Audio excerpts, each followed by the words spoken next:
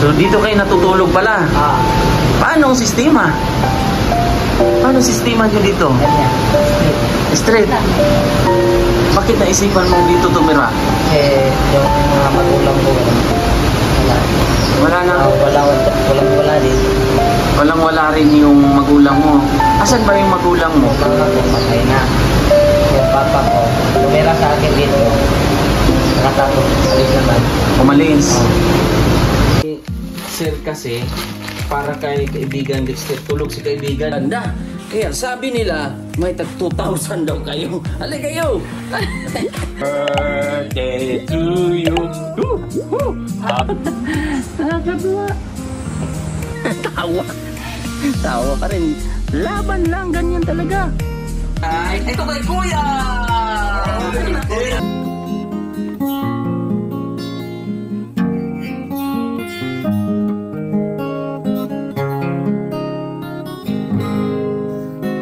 Mula na makilala.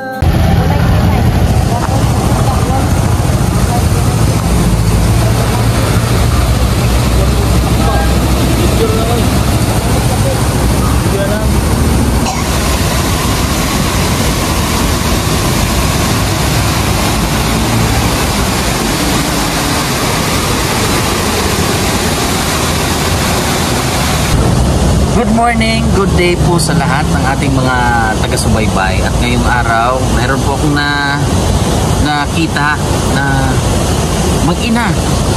Sinundan ko po at nandito sila. So, hindi ko pa napuntahan sa pinakailalim. Siguro dito sila nakatira sa ilalim ng tulay. At nakita nyo po yan. Yan o. Napakalaking ilog ito. Dito sa may Turin, Lubugan. Gusto kong malaman kung ano ang ginagawa nila dito, anong sistema ng buhay nila, para malaman at maipakita ko po sa inyo kung anong sitwasyon nila dito sa ilalim. Ayan o. Siguro yung pagpasok ko dyan, tingnan natin kung paano ang gagawin, anong diskarte. Tingnan natin kung dito ba talaga. Oy! Hello ate. Dito talaga kayo? Ayun o. Dito kayo nakatira. Sino kasama mo dyan? Partner mo? Sabi ah. Hirap naman dyan. Pwede tumuloy? Pwede mo sunod? So ayan. Tumubukan natin. Diskarte. Gaganon ka sa ilalim.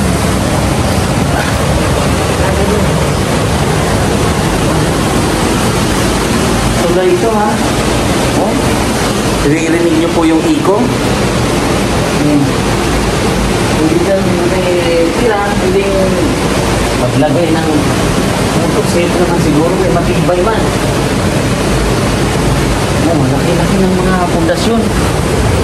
Hello ate. Asan si kuya? Oy! Good morning. Hi.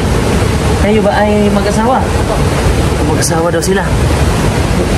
Tutuloy ako ha. Hindi, wala na itong atrasan. Dito kayo nakatira, asin? Saan yung kasama niyo ba dito? Mayroon pa ba kayong kapitbahay na matatawag? Wala na. Ikaw at ikaw ay mag-asawa. Anak niyo ito. Anak niyo. Naamoy kauban pa dali? Wala na? Meron pa? Ay, meron pa. Meron pa daw silang kasama dito. Kapatid mo. So dito kayo natutulog pala. Paano ang sistema? Paano ang sistema nyo dito? Straight. Hindi ko ma-imagine paano yan ilalatag nyo yan. Sige daw, gusto ko makita kung paano yung buhay nyo dito, paano kayo matutulog. Ay ito, ganyan to. Oo. Tapos magkuha lang kami ng hapin para mahigaan kami. Para mahigaan. So, yan na yan, akala ko isasapin nyo. Hindi. Kasi mo dito, para walang Ilagang Walang daga. Oh, Pag dito, may makapasok pa rin daga. hindi na. Ito yung sale namin dito. Dito na yung paa nyo. Oh, Yun yung mga gamit nyo. yan. Anak nyo yan. Ako. Ilang taon na kayo nakatira dito? 4 years. Ha? 4 years na. 4 years? Tagal na pala. Hindi pa kami. Ako dito. Mag-isa pa ako dito. Pag magbago na mag-3 years, mag-isa lang ako dito. Bakit naisipan mong dito tumira? Kasi yung mga magulang ko, wala. Wala na. Walang-wala din. Walang-wala rin yung magulang mo. Asan ba yung magulang mo? Yung mama ko, patay na. Yung papa ko, tumira sa akin dito. Nakatapos, alis naman. Umalis. Oh. Saan siya pumunta? Maghahanap ng trabaho. Pero taga saan talaga kayo? Taga rito rin ako. Taga Lubugan, Toril. Lumaki ko ng lubugan. Ba't napaisip niyo dito tumira? Dito lang talaga ako naisipan na tumira. Kung sa kalimang sa mga marinte ko, Sa mga kamag-anak mo, hindi naman ako kabayagan na may kasama akong tao. yung ibig sabihin mo, hindi ka pinapatira sa mga kamag-anak mo. Ganon. Tama ba? Oh.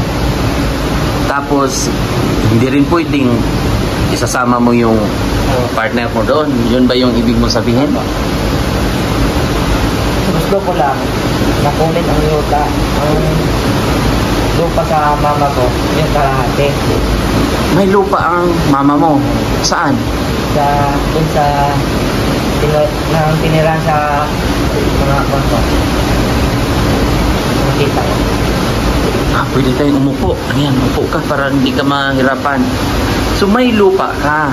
O yung parang parte ng mama mo. Tapos, anong nangyari? Ayaw na nagbigay. Sabi nila wala na daw. O sige, kung ganyan ang usapan natin, wala na akong magawa. Kasi kung sa dulo lang, ayaw ko nang isipin yan. Hirap na. Ayaw mong magulo. So ngayon, dito ba ipinanganak ang bata? Hindi sa regional. Doon na sa ospital. Oh. So ilang taon na yung bata? Kapatuloy ko 11 months. Isang taon. Pag inalit ako ng 2 years. Parang November. Ikaw ate, taga saan ka rin? Tagapuan. Taga-Tinugaw, Santa Cruz. Santa Cruz ka. Davao del Sur. Saan kayo nagkakilala naman? Nangarap ko rin. Ha? Sa Turin po. Sa Turin. Hindi nyo ba naisip na delikado rin dito? Wala na sa akin yan. Basta sa akin, may matuluyan lang ako at may makasilungan. May matulugan at may masilungan. Ganyan din ako bata pa. Yung size 6 anyos pa ako, nandun lang ako sa Toril. Nahihirapan ako. Dito na lang ako nakatira ng naisipan. Paano mo nalaman tong lugar na to? Kasi yung bata pa ako, palagi naman ako naliligo dyan. Sa Sapa? Oh, sa ilog, Oh. palagi naman ako naliligo dyan. At pag nagutom ako, magsahin ako ng bigas. Yan. Pag walang tubig, yan, dun sa Sapa. Sa Sapa? Opo. So nagkaroon ng idea na dito ka tumira. Opo. Ano ba?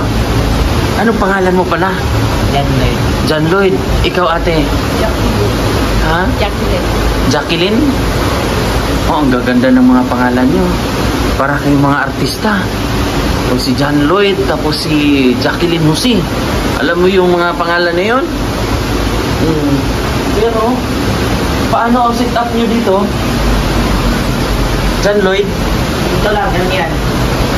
Pagpasok namin, ay pagpasok ko dito, yung ako pa, may nakita na akong gamit na pwede ko na magamit. Doon. Tulad ng... Tulad ng kagiro. Saan galing yon? Naiwan dito? Hindi, Ay, binili mo? Oo, ganyan, binili ko na dati. Pag binili ko, dito na, wala na akong magawa. Dito ko na nasimula na. dito na ako makaraos na may matulugan, tulungan. Hanggang ngayon, nandito pa rin kami. May time na pinaalis na kayo dito. Dalawang beses na yan. Kaso hindi ko magawang mabiyak to kasi alam mo naman na mahirap ang maghanap ng trabaho na walang kaaralan. So hindi ka nakapag-aral. Nag-aral ako abot ako ng grade 2. Grade 2. Si ate, grade 6. Bakit hindi nakapag-aral si John Lloyd? Kasi mahirap ang buhay kung ginikanan. Mahirap ang buhay ng magulang. Pero maigi makapag-ano ka rin ng Tagalog. Marunong naman ako. Marunong ako doon sa nagkuhan ako sa mga internet. Ganyan. Natuto ka. Dati nga hindi ako marunong magbasa. Katod na nakuha ko sa internet na doon ako makaroon ng basa. Doon ka natutong magbasa. Hiniling ko din sa Panginoon yan. Hiniling mo sa Panginoon na matuto kang magbasa. Maigi maano ka? Nagsisimba ba kayo? Kung sa linggo. Hindi naisip mo yung ganun na matutong magbasa. So, pangarap ko lang magbasa. Kaso lang, ang hindi ko marunong, yung magkatay-katay na banga. Sulat? Yan ang hindi ko marunong. Pinakatay sa Bisaya pa. Pero yung minulde, marunong ka. Magbilang ng pera, ganon. Sulat, magbasa. English, nakakabasa ka na rin. Hindi. Nung lindol, yung malakas na lindol. Nandun ko sa Brad. Paano naman ang hanap buhay nyo pala? Ikaw ate? Nag-parking ko sa Brad. Nag-parking ka. Kasama yung anak nyo. Ito yung bata. Nagpa-park sila. Nagpa-parking girl ka. Kasi may tatawag na parking boy, ganon. Ikaw kuya, Dan Lloyd. Anong may trabaho ako, construction. Tama na. Pag wala, dito lang ako sa bahay. So yung nakasanayan mo namang trabaho, construction. So ngayon? Pag wala talaga akong trabaho, punta ako sa Brad. Magkasama kayo, magkatuwang kayo parking, ganon. Sa iyahang sakyanan sa ako ang motor. So ikaw ang magbabantay sa mga sasakyan, sa labas. Yun na yung hanap buhay nyo. Pinapa-atras nyo. Magkano naman ang kinikita? May 10 hanggang 16 hanggang 20. Ganyan. Laki na yung 20 sa amin. Pag binigay. Ganun lang ang buhay. Pag hindi yung binigay, okay lang yun. Basta may katulong tayo. Kumbaga mahirap din umatras ng walang katuwang, di ba? Diba? Okay lang. Itong tanong ko, itong lugar na ito, itong tulay na ito, naisip nyo na talagang bahay nyo. Paano kung papaalisin talaga kayo na ipo-force kayo? Kung paalisin kami, hiling ko sa kanila, bigyan kami ng bahay at saka lotin. Ganyan lang. Ganyan ang hiling ko. Bahay at lotin lang. Kung sakali alis talagang kami, bahay at lote lang kami ang hihiling ko. Yan ang malaking pasalamat ko. Dahil meron sana kayong lote o pag manan sana na matatawag, pero hindi pinagkaloob ng tita mo. Yun ba ay kapatid ng mama mo? Ilan ba sila magkuhan? Kuhan sila mga kapatid. Dalawa dito sa Davao at tatlo doon sa Maynila. Mayroon ka palang mga tiyahin sa Maynila. Ayaw tumulong. Ayaw mo doon? Dahil alam nila na isa akong magnanakaw. Hindi nila ako tutulungan. bakit isang tao mananakaw na agad. O bakit sinabi mong ikaw ay isang magnanakaw? Oo. Or sila nagsabing ikaw ay magnanakaw? Ayaw na tumulong. Baka, Nakawan. ganyan talaga. Ito ang tanong ko, nagnanakaw ka ba? Hindi. Anak buhay na ang iniisip ko eh. O, Saka anak ko ang... o bakit sila nagsasabing ikaw ay magnanakaw? Hindi ko rin ano lang. O, Basta sa akin, iniisip ko yung anak ko at yung pamilya ko. o, Ganyan lang iniisip ko. Hindi mananakaw. o, Ilang beses na yan sinasabi sa akin. na magnanakaw ka raw? Pero, hindi mo yun ginagawa? Nung bata pa ako, nagawa ko yan. Kasi wala talaga kami. Wala kami makain. Wala kami kapalit ng bigas. Ito, nagawa ko. Mm. Mga ilang beses naman? Nahuli ako.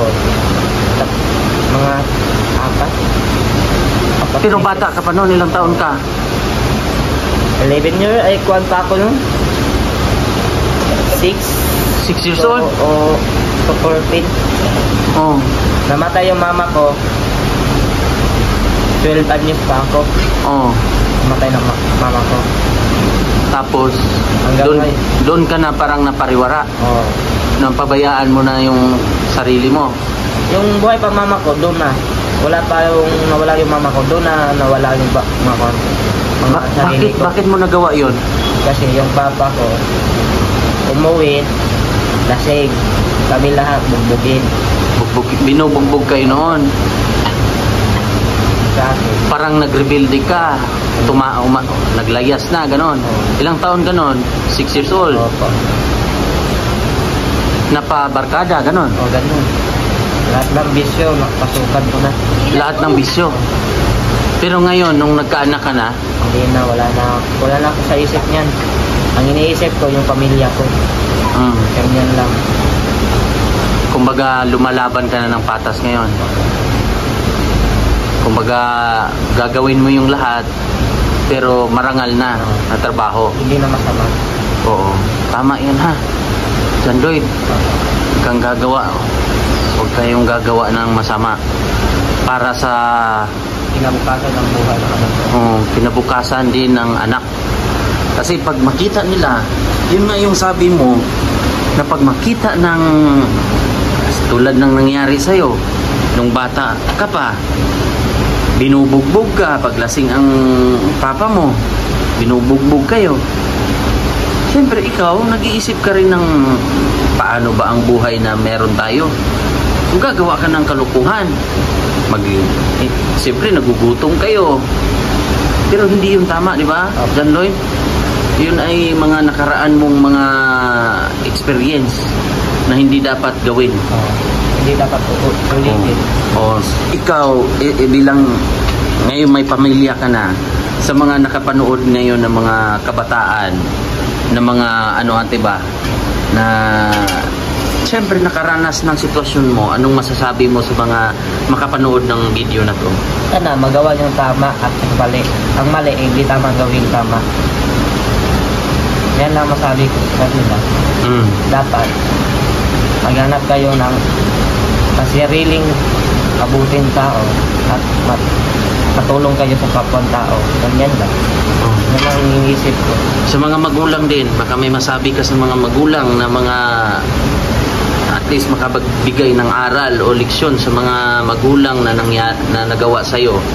Tay, huwag niyong abutin yung ating anak kasi dyan ang simula.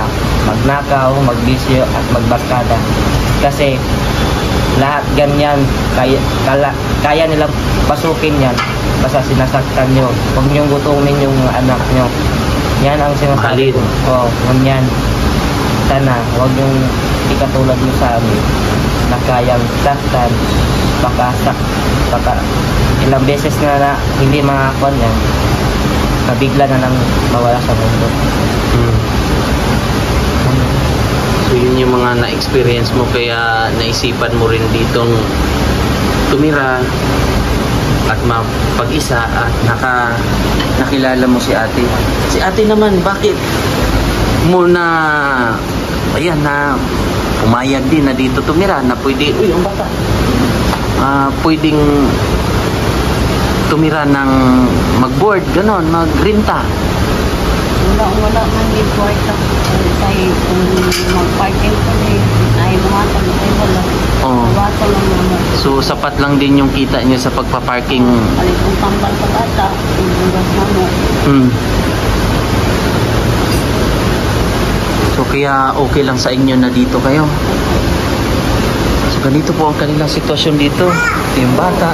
Ito yung lutuan nila. Dito na kayo nagluluto. Anong ulam niyo ngayon? Wala pa nga eh. Wala pa.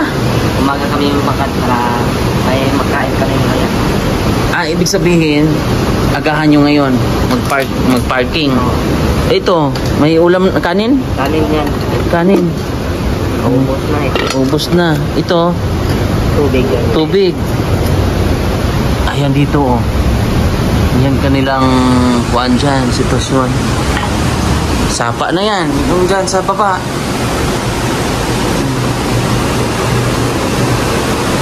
Nakakatakot dito. No? Pero siguro alam kong sanay na kayo. Hindi na ako matakot. Hindi ka na natakot. May time ba dyan na lumalampas ang tubig? Hindi, yan lang. Dalawang ang sa hagdan. So ganun ka ano lang. Pag lumakas na talaga, alis na pag-agad. Ito yung ano. Yan mga kababayan. Dito sila nakatira. Nakita ko si ate kahapon. Bumaba ka dyan. Oh, bumaba ka. Sabi ko pag ano, balikan ko nga. Dumiritso kasi ako doon sa taas sa alambre. Tapos pagbalik ko wala ka na. Oh, may bit-bit ka rin karton.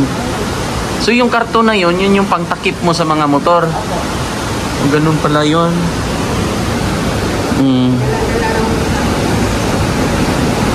So ganito ang buhay nila John Lloyd at saka ano dito sa ilalim ng tulay. 2 bisis na kayong pinaalis dito. Pero ang hiling nila ay ni John Lloyd sana sa tiyahin niya noon na kahit papano maibigay daw yung parang parte ng mama niya.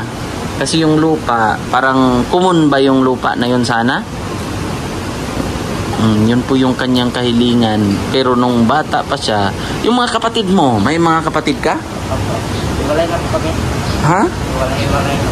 Hiwa-hiwa-hiwalay. Nandito yung isa sa akin. Yung isa, wala lang. Yung kapatid ko naman isa, nasa Manila. Oh, Yung kapatid ko naman na sa Tapan, na doon sa Bato. sa Bato. Turil din. Kanya-kanyang diskarte na kayo. Ngayon, wala, may pera ba kayo dyan? Wala nga. Wala pa. O meron na ako pang panimula kahit paano may pangbili, pagkain kayo ngayon. Ito muna ang nakayanan ko ha. Salamat sir. Ano kayo dyan ha? At least may mabili kayo agad. Kasi ito, kumain na to, ate? Nagkuhan lang, tinapay lang po. Tinapay lang. At least maka-almusal. At least maka-almusal naman ang tinapay. Ingat kayo dito. Opo. Ha? Opo. Ay, alam kong sa panahon ngayon, tag-ulan. Nasukan nga yung ahas dito, kaso hindi pa rin ako takot. Ahas. Opo. Yung Kub- ahas na Daga. kain. Yung sawa. Sawa. Opo. Cobra. May mga ganon ba dito? Kung may kubra pa lang, hindi kami tira dito. Walang cobra. Wala naman. Wala naman. Sa awa ng Panginoon. Sige. Sana makabalik ako dito. At yung mama mo, patay na. Papa mo, matanda na rin. Nandito sa akin. Oh. Kumikira. Hanggang ngayon. Hindi ko pa rin na iniisip na anong ginawa niya sa akin sa dati. Hindi ko na, baliwala ko na yun. Kasi hindi naman tayo mabubuhay kung walang Papa. diba? Tama. Hindi tayo- Kumbaga, hindi ka pa rin nagtanim ng sama ng loob. Hindi. Kasi lumaki ako na may malaking respeto ang iniisip ko. Kasi ang gusto ko lang, kasama ko lang pamilya, Oh. kapatid ko, ganyan lang. Hindi naman ako nakaisip na may kasalanan yan o ano ba yan. Oo. Sa akin lang, makumpleto kami ng pamilya. Tama yun. Malawak pa rin ang pag-iisip mo dyan, Lloyd. Kahit anong sakit ang naisip ko sa kanila, wala akong masabi. Oo. Ang sabi sa Diyos, hindi kayo mabubuhay kung walang ama at saka ina. Igalang ang mga magulang pa rin. Kahit saan man kayo, may respeto kayo sa kapwa-tao. Kaya yung isipin na anong mangyari, huwag yung gantihan. Huwag yung Gantihan ng masama. Oo, yan. Sa akin, hindi na. Wala na sa akin yan. Tinapon ko na yung nagalit ko sa papa ko. Tinapon mo na yung mga galit Tinapon sa ko. magulang mo. Tinapon ko na. Kasi alam nila na nagsisi sila, bakit lang yung ganito. Hindi sila rumating dito kung hindi dahil sa akin. Oo. Yan lang. Parang ang sinasabi mo, parang hindi tayo nabubuhay kung wala sila gano'n, no? Kaya may point ka rin at alam kong andyan pa rin yung pagmamahal mo kahit yung mga sitwasyon nung bata ka pa ay may time na nabubugbog kumbaga nangyari yung ganong sitwasyon sa'yo, pero ganon ha, laban at fight lang ha. John Lloyd, ate Jacqueline at si ito bata. Yan. Sige, ingat kayo palagi ha. Mabait ang aso mo. Isa lang yung hindi mabait. Matapang yung isa. Mabait yan. Oo yan. Hindi yan. Mabait, no? Kumbaga, kahagahapo, anong nakaraan, dumaan ako dyan, yung aso mo na yan, lumapit sa akin. Naglambing. Ako, palagi ko naman sabihin niya, huwag ka nang mag-igat ng tao ha. Oo. Wala tayong pera. Oo. Wala tayong makwang. Ito, palagi ko nang Sinasabihan mo na huwag kumagat ng or mag-ano ng tao. Oo. Kumagat ng tao, baka makabayad pa. Oo. Okay lang kung may pumasok na hindi ko kilala. Pag makilala ko, ganyan. Pero siyempre nung time na yun, hindi niya ako kilala. May araw na kwan din siya. Aggressive din siya. Yung palagi siyang pagkatulog siya. Palagi siyang may mga tao, lumalakad. Tapos may mga chat diyan. Yan lang sinispan niya. Galit siya. Sige ha. Ingat kayo. Sana makabalik ako dito ulit. Ha? Salamat sa time. At kayo'y maghahanap buhay pa. No? So, yan po mga kababayan. Kahit ako po ay aalis na rin. Maraming salamat. At sa mga nakapanood nito, please share niyo po ang video na ito para siyempre kahit papano ay sa mga mabubuting tao at least makikita nila ang sitwasyon dito mga kababayan. Thank you so much po. God bless po. Bye-bye.